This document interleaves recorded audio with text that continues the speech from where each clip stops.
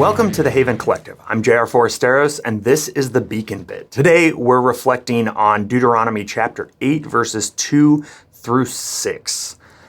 One of my good friends is named Philip, and he is a video game tester.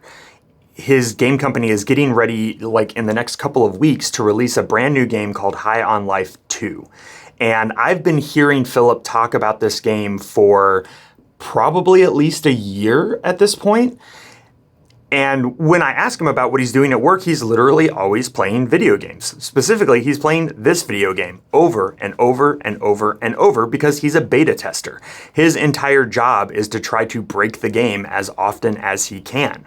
Now, you would think that after spending, 12 months at 40 hours plus a week playing the same video game over and over and over and over, he would be sick of it. But he's not.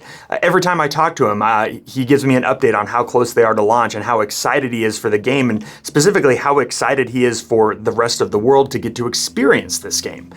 And I love that he loves his job. I wish all of us had jobs that we loved as much as he loves his job.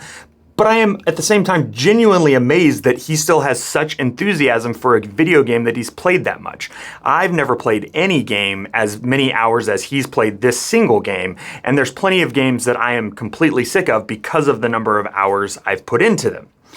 So I want to ask today, how can someone like Philip experience something like the grueling sort of beta testing where you're not even getting to play the game start to finish, you're not getting to play completed levels, and really a lot of what you're expected to do is start a level or a section or a game and then not get to finish it because you broke it somehow, right? If that's his experience, how can he maintain such enthusiasm for this end product? Because I think there's a lot of what we learned from Philip and his enthusiasm there that reflects for us on our own experiences of change. If you were with us last week, we talked about the golden calf and how hard change can be, and how when Israel was looking to change, and then they got scared, they got afraid, they got stressed, they reverted back into their old ways. Well, this text today in Deuteronomy takes us all the way to the end of the story. The book of Deuteronomy is framed as Moses' final address to the nation before they enter into the promised land. So it's at the end of the 40 years of wandering in the wilderness. And what Moses is saying right here is a really important perspective shift. Because if you remember from our life kickoff, the reason they have to wander in the wilderness is because they did not trust that God would take them into the promised land. They were convinced that if they went in there, they would be destroyed. So God said, okay, because you did not trust that I would protect you, we're going to spend 40 years just as nomads in the wilderness wandering around. Well, this is the end of that 40-year period, and they're now looking back at it. And Moses says, don't think that what happened was God punishing you. God was disciplining you. Now, unfortunately, I think for too many of us, discipline and punishment are synonymous.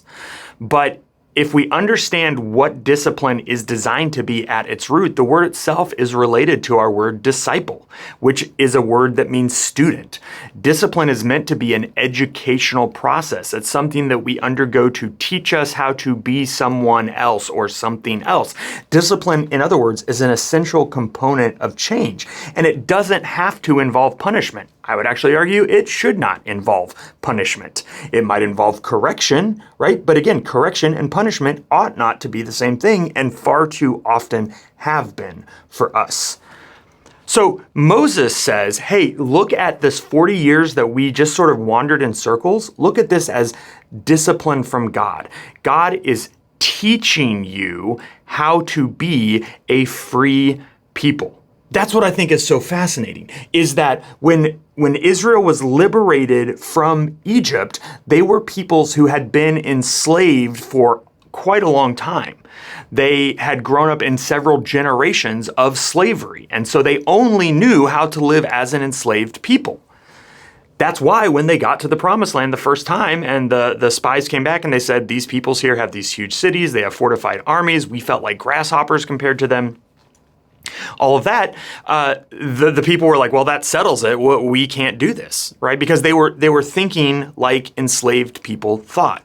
that they were weak, that they had no abilities, and more importantly, that the same God who liberated them would not take care of them. So God keeps them in the wilderness in a space where all they have is God to rely on. They don't eat without God. They don't drink without God. They have no protection without God. And for an entire 2 generations, right, 40 years of people growing up that only knew life because of God's provision and protection, no wonder by the time they get back, they're a completely different people. They're ready. They have full confidence in who God is and in who they are, and they know what it means to live as free people. So when they look back at the wilderness experience, weirdly, they look at it with a lot of fondness. In fact, one of the later prophets calls it a time when God was wooing the Hebrews. Like romantically, right? Like this was a time when God was drawing them deeper in love with God's self. What a strange way to look at the wilderness experience, which at the time was so grueling. That's what we see as we read through it. All everyone did was complain, and we're like, it's hard to blame them because they were, living in dirt, not having a great time. But I think about my friend Philip and how he's grinding through this game over and over and over and over. But he knows that what he's doing is essential work. He loves the end product. He thinks it's such a cool concept, and a concept that he has been an integral part of turning into a reality that is going to be experienced by probably millions of people, right? What an incredible feeling. And no wonder he's so excited, even through the grueling days of all the beta testing. I would submit to you that that's how we can look at our own wilderness experiences. Yes, at the time, they are awful. They are grueling. But we remember the good news of Epiphany, that Jesus is with us in this moment, that he has become one of us, that we are not left in the wilderness alone, but in fact, he is with us, teaching us how to be new people and showing us what we need to do to change, and even provisioning us along the journey, giving us the energy and the grace that we need to be changed. That's a completely different perspective. And it doesn't necessarily make any of our experience in the wilderness times easier, but I think it does make them easier to bear, because we can look with a future-oriented vision that we might call theologically hope, that things are going to be better, and that one day we will look back at our experiences today and say, you know what, I wouldn't wish them on my worst enemy, but thank God for them, because that's where I truly learned who I really am. I look forward to having this conversation with you on Sunday. Until then, grace and peace be with you.